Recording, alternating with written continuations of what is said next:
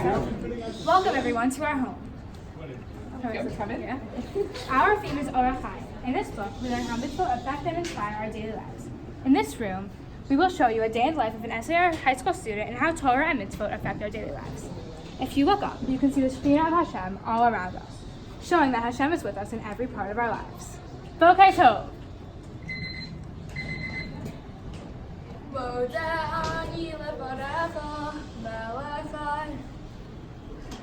The first word we say every morning is modeh, thankful.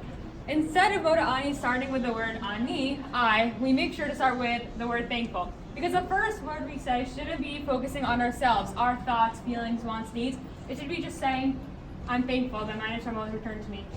In addition, we say Rabbi Monotecha every morning because we need to thank Hashem for having abundant faith in us. Every day that Hashem wakes us up shows that Hashem trusts that we will make the right decisions and that we have the ability to do what is right, and just proves that Hashem has abundant faith in us. So we make sure to say Rabbi Monotecha every morning. And now we turn to Lord Adai.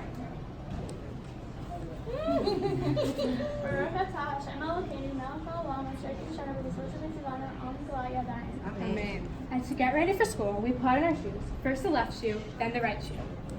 A lot of focus on the shoes. Yes.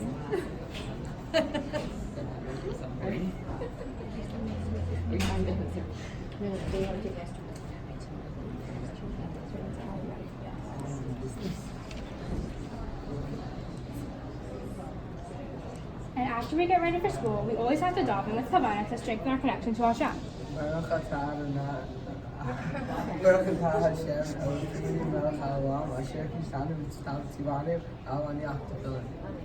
And we make sure to start and end every day by talking to Hashem. And constant davening reminds us that Hashem is not just a part of our lives on Shabbos and Yom Tov, that He's just a part of our lives every day. While Hashem does listen to our tefillah, we don't just daven for Hashem. Hashem doesn't need to hear our praise and shabach and all that stuff. Our davening is for us, to remind us of Hashem's greatness and to make us feel more dependent on Hashem in our day-to-day lives. After davening, we are excited to learn in all of our classes. We see the bracha for learning Torah up on the wall to say that we are thankful for learning Torah each and every day.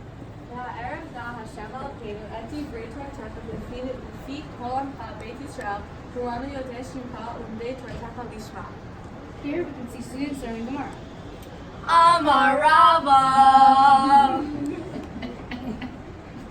In addition to learning Judaic studies, we also learn general studies. Here we have a history class comparing a secular account to a Tanakh source, the Grand Conversation. As you can see, the Tanakh and history go together. In classes, we are always adding Torah into our secular studies and applying things we learned in our secular studies classes to what we are learning in our Judaic studies.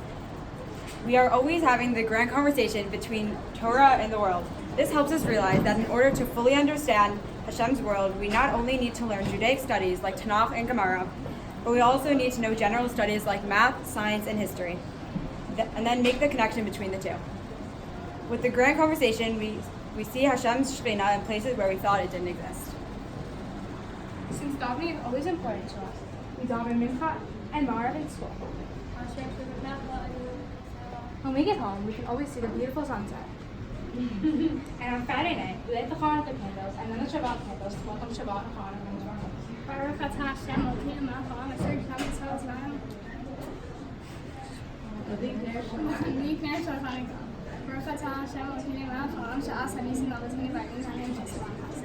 For me, lighting candles has always been a large part of my life.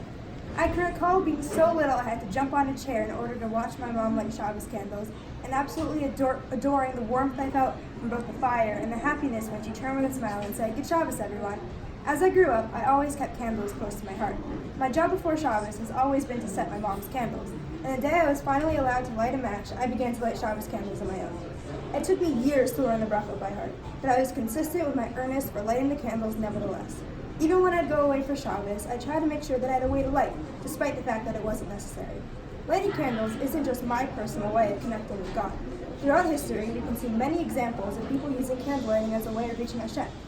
In Spain, about 500 years ago, the Jews were given a choice, convert or be exiled. About half of Spain's Jewry chose to stay and convert to Christianity, although some of these converts practiced Judaism in secret. These individuals were called marauders. Many Marranos chose to honor their Judaism by secretly lighting candles on Friday nights. A few years ago, a woman was discovered who, without fail, went to her basement every Friday night to light candles simply because it was her family tradition, or so she thought. As it turns out, this lady, Miriam, is a descendant of Spanish Marranos. Thanks to her simple Shabbos candles, she was able to reconnect with her Jewish heritage. Miriam is now a religious Jew, married to an Israeli man who was the one to tell her of her birthright. There is a proverb from Rabbi Shneur Zalman of Liadi that says, "A little bit of light pushes away a lot of darkness." I think that this can be seen in both Miriam's story, that of her ancestors, and my own. In Miriam's life, her candles brought her to finding religion and a family. In the lives of the Jewish converts, many had only the lights of their Shabbos candles to connect them to God. In my own story, lighting Shabbos candles has always been a time to set aside any worries I might have and to just try to simply connect to Hashem and myself for a few moments, which I find incredibly powerful. And now, we will eat Friday night dinner and have soup garnier as a special for Hanukkah with the bracha and bracha achrona. Alright, here's take.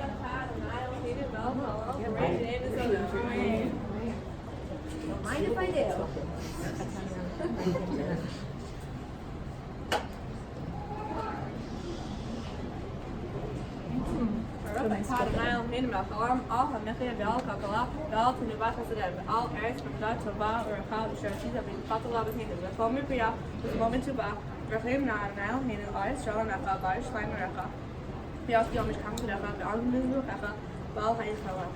ובני שליים עיר הקודש בתמרה בימינו, ועלינו בתוכה ושמחנו בתמינה, ונאכול מפרייה ולזמור מטובה, וברכנו אלוהינו בקדושה ובטהרה.